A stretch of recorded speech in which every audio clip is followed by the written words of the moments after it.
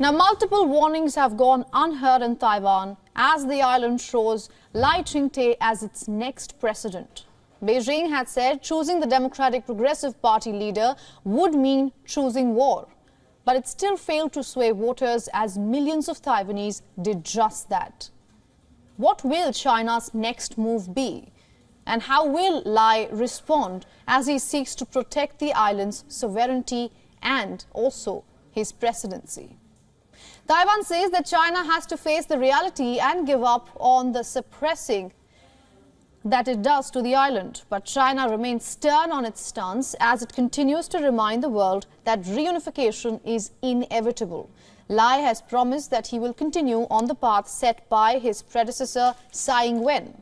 Time and again on the campaign trail and after, he has asserted that Taiwan is already an independent sovereign state.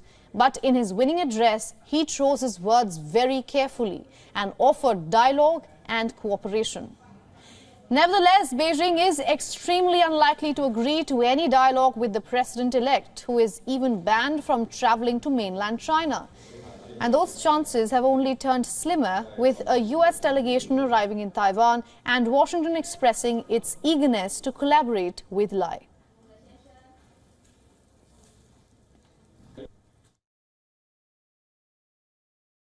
We look forward to continuity in the relationship between Taiwan and the United States under the new administration, and for common efforts to preserve cross-strait peace and stability.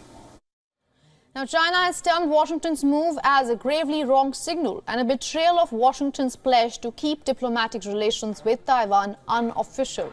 Evidently, Saturday's verdict has already intensified existing tensions. Remember, Chinese President Xi Jinping had warned that the Chinese military is prepared to take Taiwan by force if necessary. Going forward, Beijing could up the ante on military pressure in the Taiwanese Strait. It could also cut internet cables or supply routes. And any escalation between China and Taiwan runs the risk of turning into something more dangerous. The U.S. has a huge naval presence in the region, and it is obliged by an act of the Congress to sell Taiwan weapons for its defense. In fact, just last month, Taiwan received $300 million worth of tactical communications equipment. And this was on at least 4 different occasions. U.S. President Joe Biden has promised to protect Taiwan from Chinese military aggression. Given Taiwan's strategic location, a conflict in the area could also disrupt global trade and drive up prices. But even as he treads on a road laden with challenges, Lai Ching-Te's strategy does not appear to be of caution. He has promised to spend more on Taiwan's military and build an even closer relationship with the United States and also Japan.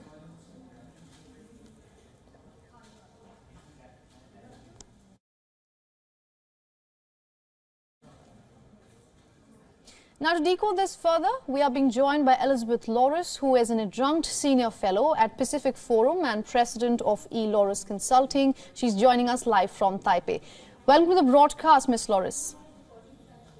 Thanks for having me. Now, the troublemaker, in quotes, as China calls him, has won the presidential elections. What do we expect next between Beijing and Taipei? It appears that Beijing will, hold its fire for a little while. Lai Ching-Te will not be inaugurated until May. And so it remains to be seen, in these next few months, how Beijing will react. I anticipate that Beijing is going to proceed with caution. It is going to see the rhetoric coming out of Lai Ching-Te's, office between now and the inauguration. So far, we do not have any signs that China is going to be aggressive or belligerent. I certainly believe it will continue with the military sorties that are in Taiwan's aerial identification zone. Certainly, China will have military exercises, that is, naval exercises, as they regularly do. One thing tempering Beijing's hand is that the DPP lost its majority in the legislature, indicating that the people in Taiwan did not want to give Lai Ching-Te and the DPP essentially a blank check, to do absolutely what it wants, that they prefer to have split government, which acts as a bit of a brake on the executive branch. Right. Before the voting, in fact, China had kind of posed the entire election as if it's choosing, the voters of Taiwan are choosing between war and peace. I want to ask you, with the result that we have today, how does a narrative like this actually play out within the voters of Taiwan?